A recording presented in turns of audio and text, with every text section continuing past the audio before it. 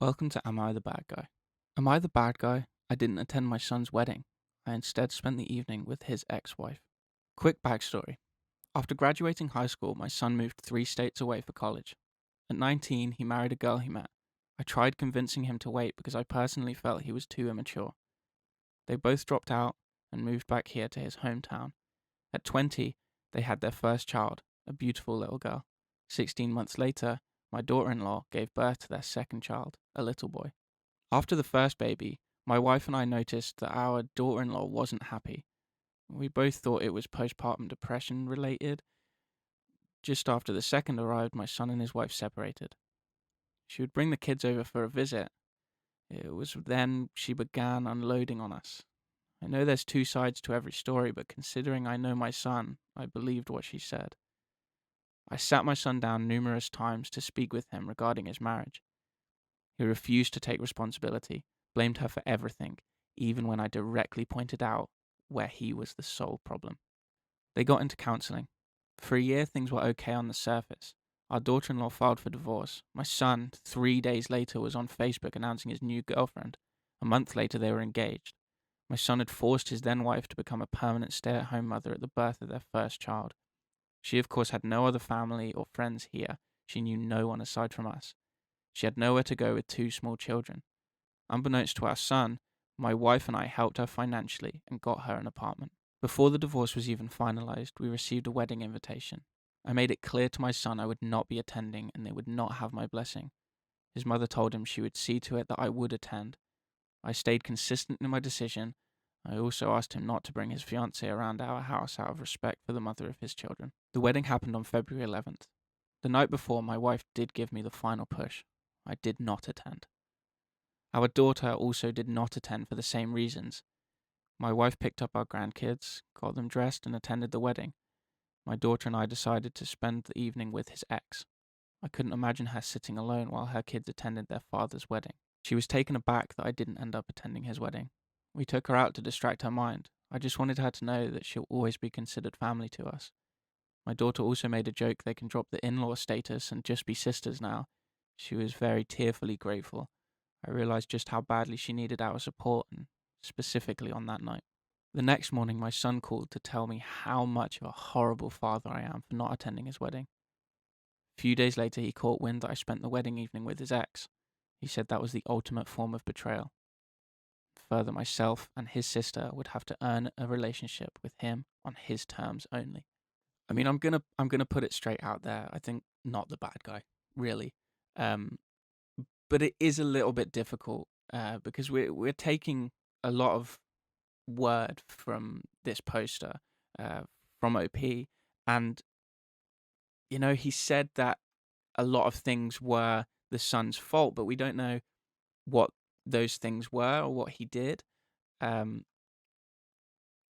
I would imagine he is probably the bad guy, um, but I'm not gonna sit and rate who who's done the crazy bad guy stuff. Um, I'd say there's nothing really wrong with what you did. It's your decision if you want to go to someone's wedding or not, regardless of if it's your son. It's your decision if you don't want to go. He has the right to be annoyed about it, but I do think it's a little bit pompous of him to say that it was the ultimate form of betrayal. Um, so I think I'm gonna go with not the bad guy on this one. Uh, and there's not really much more to it. So there was an update to this post. I know without a doubt I did the right thing.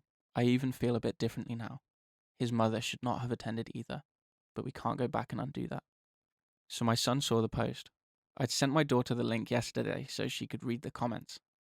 This morning she texted me at work, "Dad, you went viral." But anyways, he sent screenshots of the post and all my comments to his mum. He also told her he's dead to me now. Time will tell if he means that. I'm sure he'll see this update too. For that reason, I'm positively certain the second he needs another cash loan, I won't be dead anymore. His mum told him, "Your children have to be our number one priority. They're not just some disposable items you can leave behind when one chapter of your life closes." Maybe one day he'll understand this. So just going back, I think with the little bit of context, and unless I've just forgotten it out of my memory, that he seems to not care at all about the children that he had previously. He seemingly, from what the mum has said there, suggests that the son doesn't care about the children anymore. Maybe doesn't look after them as well.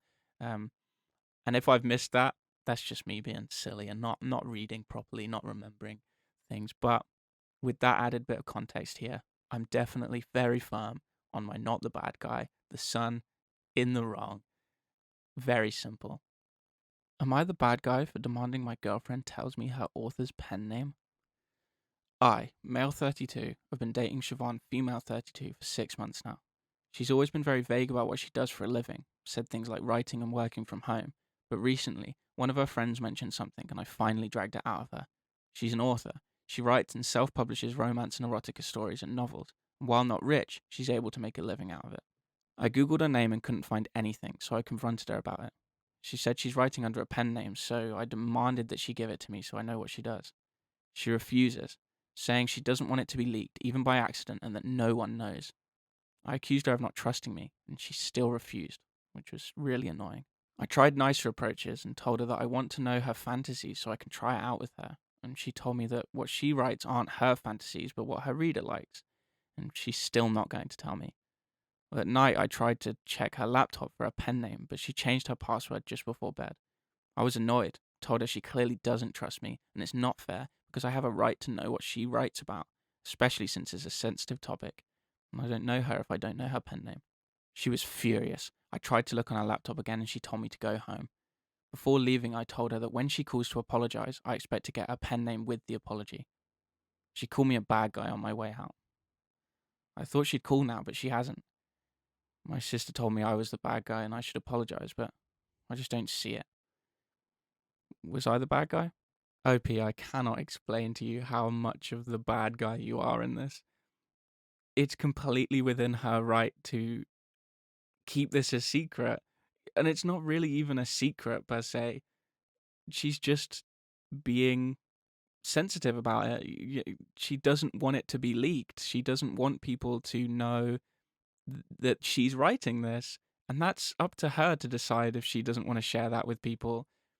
You don't have the right to especially look through her things and try and dig out the information. Just leave it alone and realize how much of an idiot you're being. If you like this person, work on yourself, not trying to dig out this information from people. It's so unnecessary. You're the bad guy. Not much else to say. You are the bad guy. Am I the bad guy for calling my mum when my husband refused to listen to me? I, 26 female, recently moved into my first home. I'm also 4 months pregnant with our first baby.